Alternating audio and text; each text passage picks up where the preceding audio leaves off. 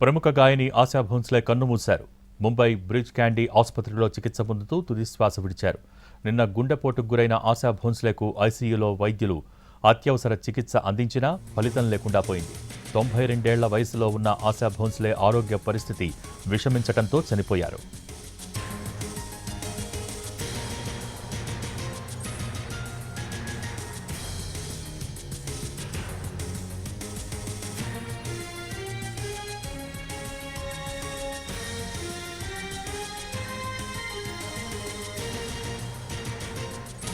తన గాత్రంతో ప్రపంచవ్యాప్తంగా అభిమానులను సంపాదించుకున్న ఆశా భోన్స్లే బొప్పి లహరి, ఇళయరాజా, ఏఆర్ రెహమాన్ వంటి లెజెండరీ మ్యూజిక్ డైరెక్టర్లతో పనిచేశారు.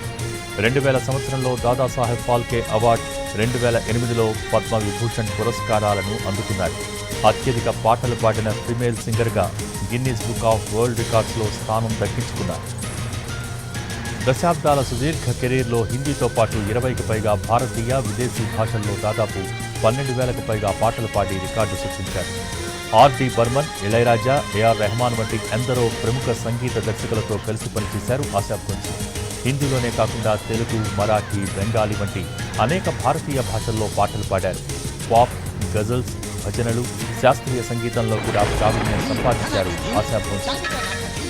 ఆమె సంగీత సేవలకు గుర్తింపుగా కేంద్ర ప్రభుత్వం 2000 సంవత్సరంలో అత్యున్నత సినీ పురస్కారం దాదాసాహెబ్ ఫాల్కే అవార్డు, 2008లో దేశ రెండో అత్యున్నత పౌర పురస్కారం పద్మ విభూషణ్తో సత్కరించింది. వీటితో పాటు ఆమె అనేక ఫిల్మ్ఫేర్ అవార్డులను కూడా అందుకున్నారు. గాయనిగానే కాకుండా 2013లో యామ్ అనే మరాఠీ చిత్రంలో నటిగా కూడా కనిపించారు ఆశా భోన్స్లే. ప్రముఖ గాయని ఆశా భోన్స్లే కన్నుమూశారు. ముంబై బ్రిడ్జ్ క్యాండీ ఆసుపత్రిలో చికిత్స పొందుతూ తుదిశ్వాస విడిచారు. నిన్న గుండెపోటుకు గురైన ఆశా భోన్స్లేకు ఐసీయూలో వైద్యులు అత్యవసర చికిత్స అందించినా ఫలితం లేకుండా పోయింది.